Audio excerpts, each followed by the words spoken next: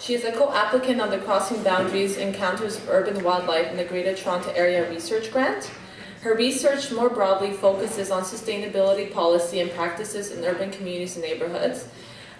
Sue contributes research on wildlife policy and legislation in the Greater Toronto Area to the Crossing Boundaries Research Project.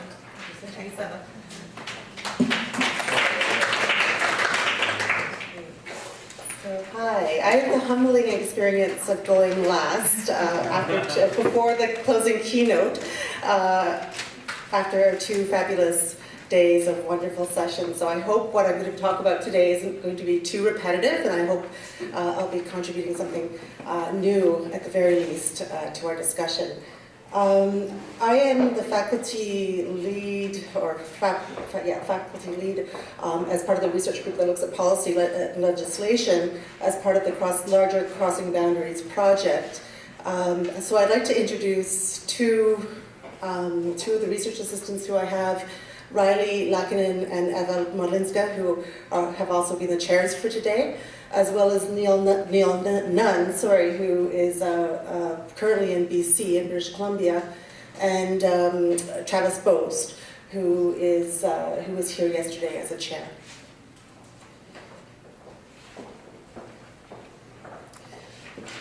So, up here. So I'm going to be talking about social regulation of urban wildlife, so really looking at the roles of policy and legislation in the regulation of wildlife in the GTA.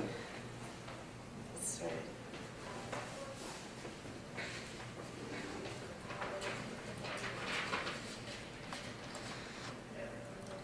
So our project looks at the social regulation of wildlife with a case study focus, as I mentioned, on Toronto and the Greater Toronto Area.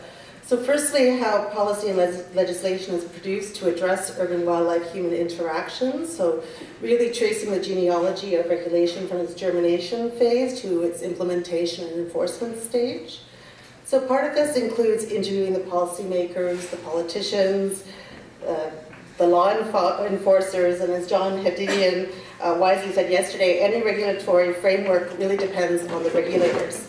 So we see in our study that the complexity and interrelationship of different actors and scales of legislation that come together, coalesce to address urban wildlife in cities is more difficult to identify than if legislation for urban wildlife appeared in one large, omnibus, comprehensive governmental regulation. Secondly, we look at how policy and legislation controls and manages urban wildlife. So it is largely anthropocentric legislation. Unlegislated policy can be more progressive. So the City of Toronto's current discussions around wildlife policy on different species, like coyotes and raccoons, for example. Existing legislation is largely about protecting private property and what a human is legally allowed to do if wildlife is damaging human habitat.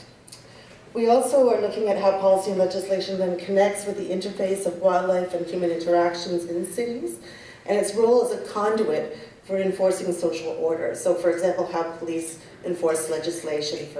So I'll be mentioning that at the end of today's talk. I like to see policy and legislation for urban wildlife as a rupturing of the normative approach to the production of urban regulation. So like environmental laws for water or air quality, for example, it puts governments in a position where they are creating regulation for actors who are voiceless. This contradicts the current emphasis on citizen engagement and community participation and planning discussions and policy discussions, for example, and instead positions the role of the specialized human activist or the advocate for wildlife front and center in lobbying for humane interventions to protect the interests of urban wildlife. So within the often mundane managerial world of policy and legislation production, the place of wildlife legislation production can be remarkably conservative because of the lack of human advocate intervention, or those interventions are not listened to. They can also, conversely, be transgressive places where the voices of advocacy for the rights of urban wildlife can be collectively articulated and hopefully heard by lawmakers. So someone mentioned the raccoon on the subway, and I did take this photo from social media. So we can see this by this photograph of the raccoon who entered the TTC, our transit system, and went for a morning ride on the subway and peered in people's bags. That urban wildlife pose a challenge to a certain extent to the normative production of policy and legislation because they are transgressive creatures. They constantly disrupt the moral and regulatory order of things by inserting themselves into places where humans do not want them to be or where they are legislated not to be, such as subways. So in this way, urban wildlife are delightfully transgressive because they disrupt human sensibilities on an everyday basis. So on morning commutes to work, for instance. So the social media photos suggest here, the raccoon's enjoying the ride, but interestingly, the people are enjoying his presence as well. There wasn't a sort of concern about fear. It was just sort of, okay, well, the raccoon's on the subway and we're all going to work, and apparently the raccoon got off on one stop and just wandered down the tunnels. Went home, I guess. So really this asks a larger question about how does the mundane human world of policy and lawmaking, the quite boring, managerial, technical aspects of policy legislation making, how do they connect or indeed keep up with these radical human boundary transgressors, right? So that's sort of a larger, broader conceptual question. That's another shot at him walking down.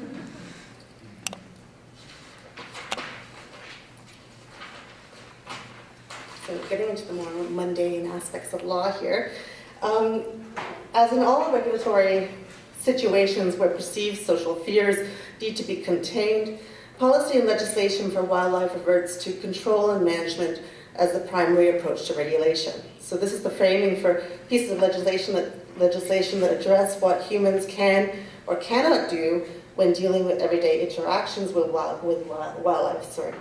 While there are other pieces of legislation, like the Migratory Birds Act, that specify specific, particular interactions, I want to focus here in the presentation on provincial legislation and municipal level City of Toronto legislation that regulate the basic everyday interactions between humans and wildlife. So in the province of Ontario, there is no specific legislation for urban wildlife. The legislation is pan-provincial, it's across the province, thus it reflects a lot of the issues around hunting and trapping of large mammals that are encountered in the wilderness or which can potentially threaten livestock in agricultural areas. The main pieces of legislation are the broader Fish and Conservation Act that was created and approved in 1997, and specific regulations regarding hunting seasons and licensing in that act, and it also addresses humane trapping and the location of traps, and these two Ontario regulations around hunting and trapping connect with the Fish and Wildlife Conservation Act. So we identify one part of the Fish and Conservation Act which has particular relevance for the management of wildlife in cities, and which opens up a lot of vague terrain for legal interpretation, that which allows humans to scare away, capture, and kill most wild animals if the animal is causing damage to one's property. So this can be done without a hunting or trapping permit, where most the killing of wildlife in Northern Ontario, for example, you need mostly a hunting license or a trapping license. So this wording is particularly frightening when thinking about how it may empower property owners to take matters into their own hands, and because they are provided with a wide range of legally allowable choices, from scaring away to the worst possible situation of killing. So killing and harassment does not apply to endangered or threatened species, such as the American badger, the barn owl, the eastern wolf, the gray fox, or the cougar, for example. But if you were not on that list as an animal species, then you are part of connected to this law or affected by this law. So the main thrusts of this legislation are protecting private property, as I mentioned, and also ease for landowners, in the sense that they don't have to worry about getting permits, right? Hunting permits can often take a long time, etc.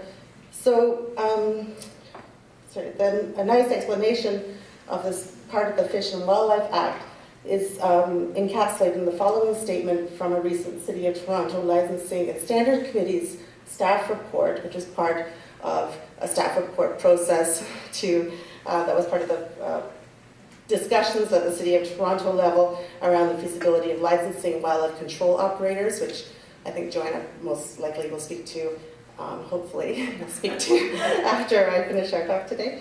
So this is a really nice, succinct statement on the Act, and it states that the Fish and Wildlife Conservation Act is the main provincial law that oversees the protection and management of wildlife in Ontario. Under the Act, a person that hunts or traps wildlife requires a license. At the same time, the Act provides an exemption to this licensing requirement. So according to subsection 31(6), a person who reasonably believes that wildlife is damaging or is about to damage their property may harass, capture, or kill the wildlife without a need for a license. So the exemption is extended to persons in the business of removing nuisance wildlife, and really, this, as I mentioned, it gives landowners the flexibility to respond to immediate issues with wildlife on private property without the undue burden of obtaining a license. So really, it's about ease and flexibility. Some legal specifications for how Section 31.6 can be interpreted are your ideas that you must abide by all municipal bylaws and other applicable laws, to deal humanely with a wildlife species that is killed, captured, or harassed, to not destroy the den of a fur-bearing mammal, for example, to release captured wildlife within 24 hours. These are specifications from the province in relation to the Act. To release captured wildlife within 1 kilometer of where they're captured, and really that wildlife agents can only act if the property owner requests their services. The wildlife agents can't go onto someone's property without the property owner's permission. So I really want to stress here the role of property and property owners in the cultivation and creation of this Act. So this still provides a loose framework for interpretation, however. So what is meant by deal humanely, for example? So John Hididian wisely pointed that out yesterday as a question, or how not to harass, capture, or kill more wildlife than is necessary to protect your property interpreted. What is the tipping point, for example, for more than necessary? The provincial government provides tips to prevent possible damage to property, such as the removal of insecure garbage bins, birdseed, fallen fruit, for example, the elimination of possible denning sites. So I mentioned this morning the denning sites under decks, the elimination of sources of drinking water as ways to prevent escalation of conflict, but still within this broader regulatory framework of focusing very much on a default of harassment and killing.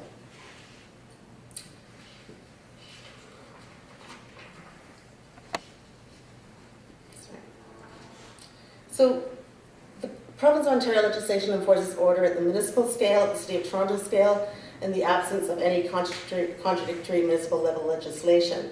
So this means that the city creates bylaws based on their political decisions, but any gaps are filled by defaulting to provincial legislation. Thus, the section of the Provincial Act that allows for harassment and capturing of animals is enforceable in the City of Toronto. Killing is open to debate and could be enforceable under animal cruelty legislation, so it could be penalized if you do kill under animal cruelty legislation. The closest piece of legislation from the City of Toronto for addressing wildlife is the Municipal Code on Animals, which is a bylaw that focuses on the human keeping of domestic pets and what non-human species are prohibited within Toronto's political boundaries. So for example, the Animal Code specifies that no more than 3 dogs can live in a dwelling in the City of Toronto, no more than 6 cats. So if you have more 6 cats, you're breaking the law and you could actually get a bylaw infraction. Owners shall immediately remove dog excrement is one part of the municipal code. They also have a section of the code on feral cats. So the City of Toronto may operate what they call a trap, neuter, and return program for feral cats, for any feral cat colony or specific particular individual feral cat. and maintain a record of the feral cat sterilization. In relation to pigeons, which was mentioned today, the municipal code says that people may, well, an individual can keep pigeons on their land, but the pigeon cannot go onto someone else's property, which is kind of interesting considering it's a bird. So we see a very sort of very property-driven focus on protecting one's property, but also protecting other people from your relationships with non-humans. It also has a comprehensive list as part of the code of animals that can't be kept, such as boa constrictors, I think, horses, cows, donkeys, etc.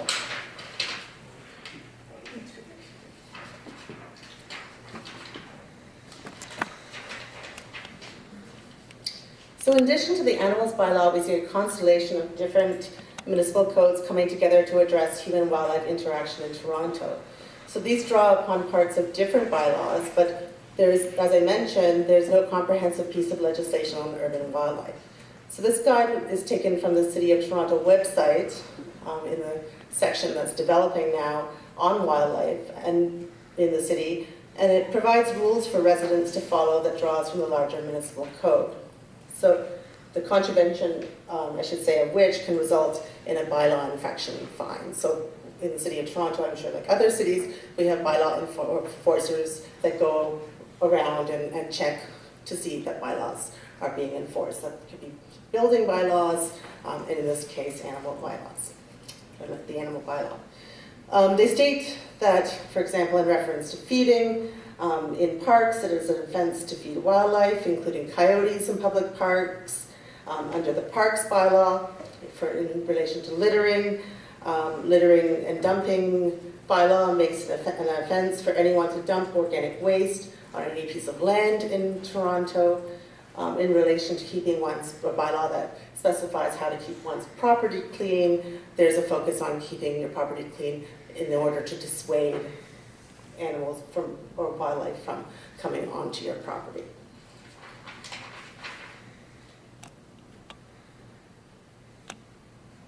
So the City of Toronto is producing guidelines currently, as Joanna hopefully again will discuss, for human-wildlife interaction that does not default to killing or trapping, thankfully. So increasingly they're talking about non-harmful ways to reduce issues that attract wildlife to human property.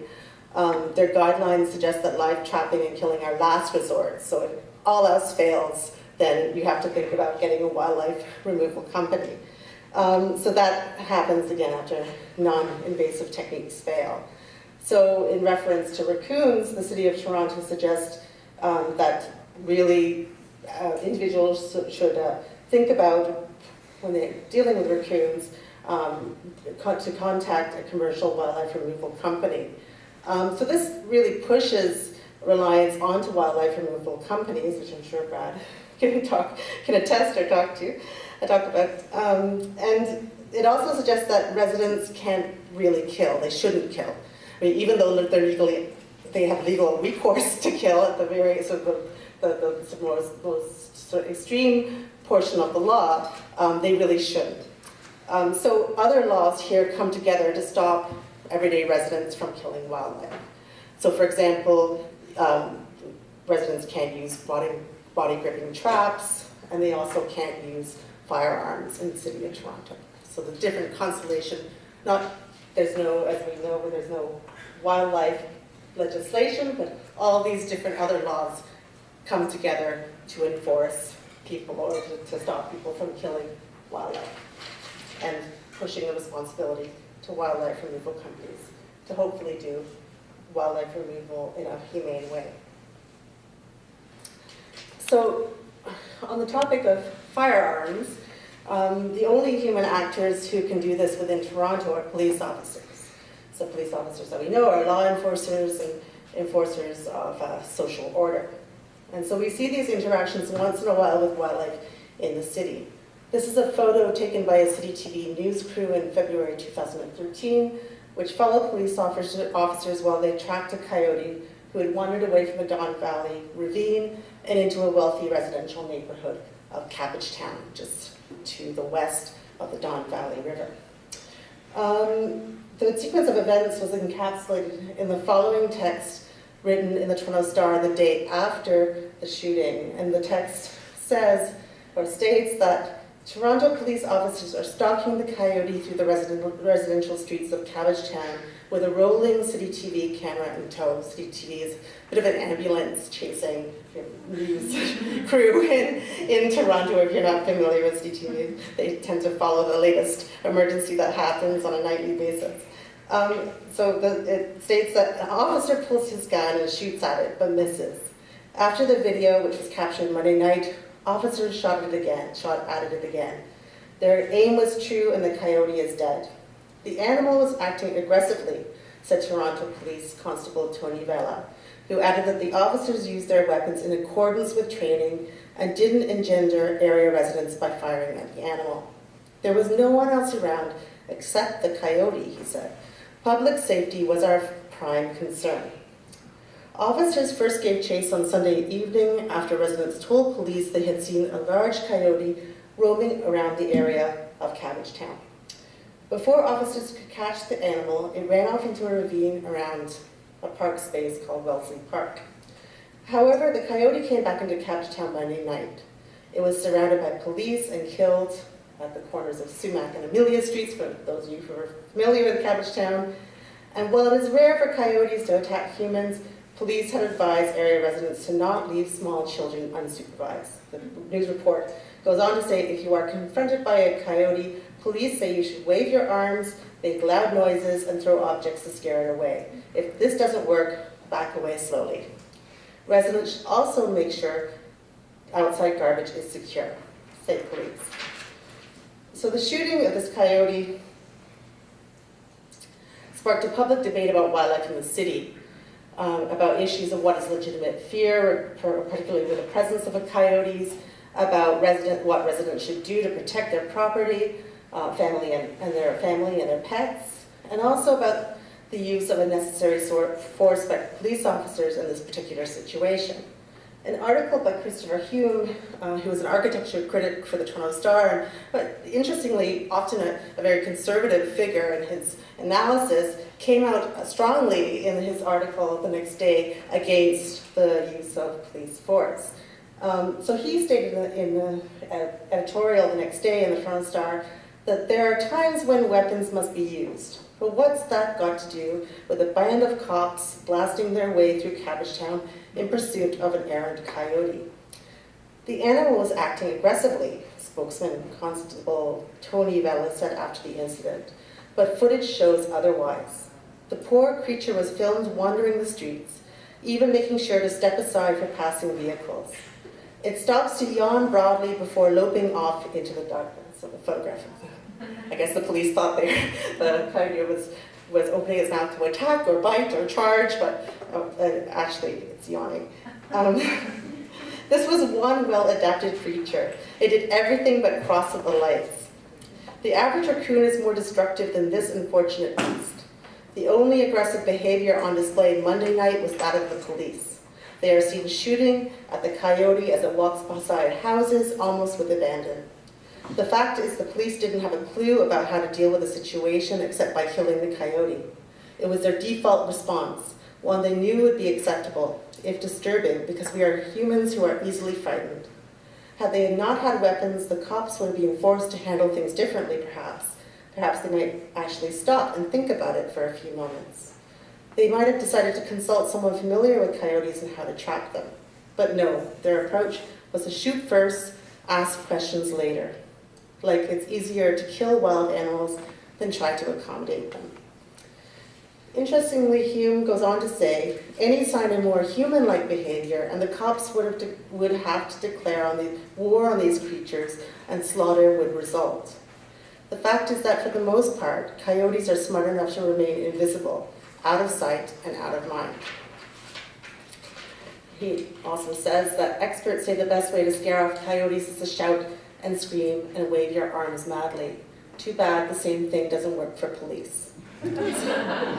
here, coyotes are transgressive. So here, and it's using human statement, which I thought was an interesting, an interesting editorial for someone who tends to be on the conservative side, the conservative side of analysis of things that happen in Toronto. So I think using the statement, we can see that coyotes are transgressive, but also solitary in their actions. So Hume raises the specter of how the public and the police would act if events like this might increase in multitude.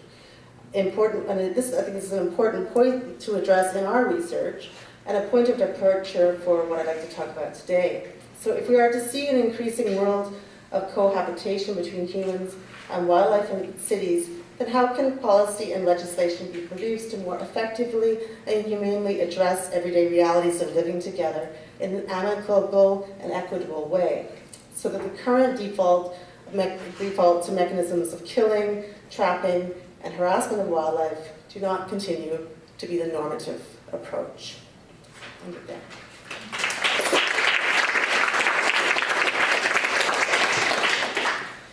Thank you, Sue. Thank you, Sue. So the floor is open for questions.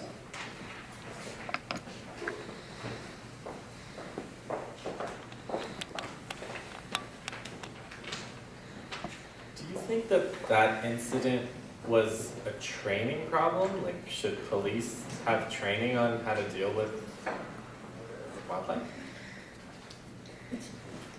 Yeah, I mean, I think that's a really good question. I mean, we could think about that, and I hate to use sort of a relativist approach and say that this is very similar to sort of the Sani-Yatim shooting, which was a shooting of a young boy with mental health issues that happened on the streetcar, on a Toronto Transit Commission streetcar a few years ago, and the police officer was just found guilty of second-degree murder. Because of attempted murder, a downgrade for second-degree murder. And one of the reasons was that he was well-trained, but wasn't really thinking. And I think there are many situations where police officers are trained, but they get trigger happy in that moment, or really don't know what to do, and so they start to liberally interpret law and how to enforce it. Yeah. A comment and a question. I was thinking of Steve Herbert, who's a geographer. I don't know if you've read his work, but he did a whole series of ride-alongs with police, and was sort of getting a sense of the machismo culture and this sort of morality, a very clear-cut of these are the bad guys and this is how to keep the moral order. So I think that might be interesting. I find these incidents a really interesting kind of touchstone for discussion, but I'm also interested in the mundane, sort of curious aspects of the legislation. I'm thinking like Foucault here, that, the sort of gray literatures. And I'm always curious about when does certain wording arise and what triggered this. So when it's the thing that you showed that I thought was really interesting was it is an offense to feed wildlife, including coyotes, in parks. As if, like, why did they feel the need to, like, what was the set of events? Do you know yet? No, I don't know. That sort of genealogy of that? No, and that's our next stage of research, is actually to start to do the interviews where we'll find out what the sort of the crystallization of thinking behind the language. Often, I think, with policy and legislation, right, and the kind of the social norms, right, and how they're embedded in text. And I think often policy makers and lawmakers, they just think in terms of what's practical to put down. So there's a practical getting it down on paper impetus, but also I think it's very much reflective on the domestic ideas of what you see in parks. So I think we talked yesterday about duck feeding. So those are the kind of situations that are most commonly seen in terms of when humans feed animals in parks. So they're probably thinking about that first, and then saying, and coyotes. When you see a coyote, once every 5 years, please don't feed it, kind of thing. Yeah. So we have a question. So I'm wondering if different rules apply to deer for people who are not familiar with a situation that happened, a few years ago. A deer wandered into downtown, like really down, like in the financial district of downtown. Nobody could figure out how it got there. I guess she was a doe. It was a doe. So and that basically shut down the core of downtown for a bit, transportation-wise and that. So why would there be a different response? I mean, I think they tranquilized the doe once. Right. I mean, that's the thing. They could have used plastic bullets. They could have used. I mean, Toronto police have. They can actually use tasers, guns. So there's a whole variety of different mechanisms that they could have used rather than the shoot and kill method that they use for the coyote. And I think that speaks, like I think you alluded to that in your question, was that it really, I think it speaks to a larger societal imaginary about violent animals compared to Bambi, right? So there's the deer who's sort of a gentle creature, a herbivore, and so there's a sort of sense that they will, if they're in an urban place, they will not do anything that's possibly dangerous or effective to the personal safety of an individual in the city. But how conversely, a wolf or a coyote or that type of canine would, right? Yeah, I mean, it was just striking that the coyote and the deer were doing basically the same thing. Right. The doe was resting, and the coyote was yawning. So That's what it is. Yeah, but one has bigger teeth. yeah. So, yeah. Hi, I think we're probably going to be talking a lot. Yeah. So I just wanted to bring up a couple of dimensions to this because your research is going to be fascinating because it's really going to explore the role of government when it comes to sort of interventions in urban human interactions. But I think some of the limits in a lot of the stuff is one has to do with enforcement, and that's the part that no one really talks about. We have all these laws and rules, and there's no money for enforcement.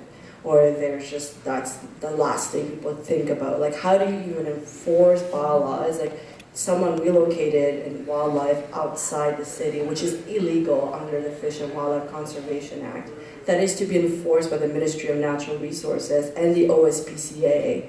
But they can't prove who it was, because by the time you get there, you see a raccoon. How do you know it's been displaced? How do you know who did it? Mm-hmm. So these questions of enforcement really, really go into deliberations on what legislation is applicable. But two, we are constrained, I'm speaking from the point of view of city government. We have particular roles that we're assigned as creatures of the province. All the planners know that by now, right? You're the creature of the province, and we have certain roles that were assigned by the City of Toronto Act. And those roles also shape the kind of legislation that we can produce. And so those gaps that you might identify in your research as you move forward are less a consequence of just people not seeing the need, but more of that wasn't assigned to us. And then the third is the politics. Mm-hmm. Politics is just going to, and the politics and also how you define humane, I think, goes together as well. Again, in the city of Toronto, you cannot, like, yes, any property owner can kill wildlife in the protection of property, but how you can actually legally kill a wildlife is really constrained by all that legislation. Yeah. And I think there is a lack of knowledge as to what are the rules, and I think the city could do a better job at that. Mm-hmm. But even the topic of humaneness, which came up a couple of times, I mean, that in itself is a political conversation being had at all levels, right? So I think those things are also influencing policy. Those are the dimensions you're probably going to have to sort of explore through your work. Right. You're absolutely right. Thank you. If I can just do a quick follow-up, I have a question in terms of legislation, urban wildlife. As Joanna's mentioned, we are creatures of the province, and if we were to enact any kind of municipal bylaw, if impeded or any legislation, provincial legislation would be considered inactive. So I was just wondering, in terms of urban wildlife legislation, would it make more sense to have it at the provincial level versus the municipal? Yes, that's a good question. Certainly I think the province of Ontario would be the first stop at creating a comprehensive urban wildlife legislation. That being said, I think different cities have their own unique issues, and they can create bylaws around those issues.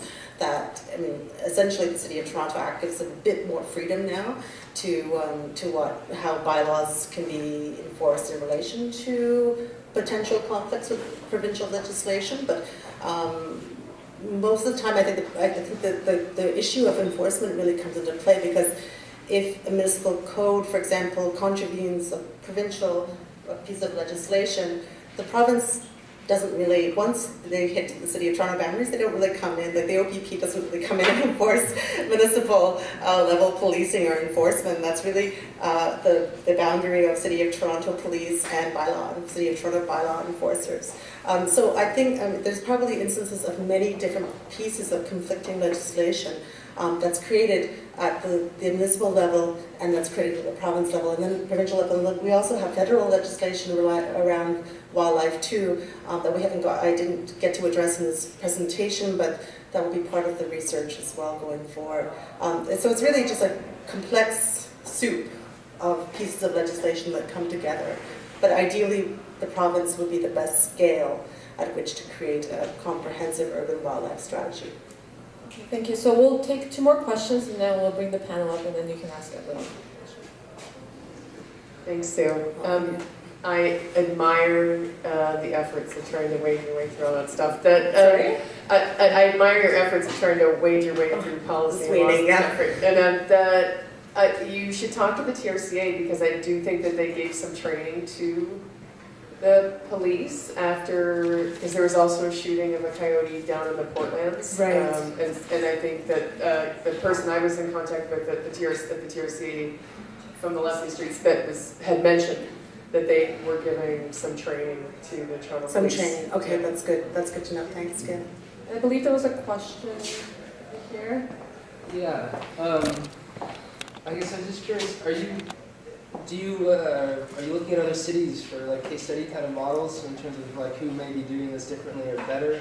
And I guess the second part is, are we sort of driving towards regulation that is more sort of ecologically minded and less property driven? Is that sort of where you want to go? I mean, not specific between policy and legislation. So I think Joanna's work now with the City of Toronto, is definitely, so to answer your second part of your question first, the City of Toronto is definitely going much more towards thinking about non-invasive strategies. So really doing a great job on their website, through public relations literature, to try and educate. So really it's an educational model. And I think that's most likely going to increase unless we have a radical change in government and politicians.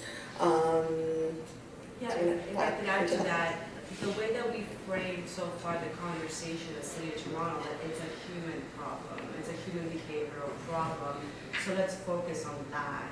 And so there are a lot of tools within our regulations that we can use to address that, like feeding of wildlife, or people who just have tons of junk in their backyard that becomes a haven for a lot of these things. So let's focus on that before we start thinking about like sort of other types of, I mean, it does affect wildlife, but I mean in the sense is let's focus on the human behavioral causes of conflict instead of the other way around.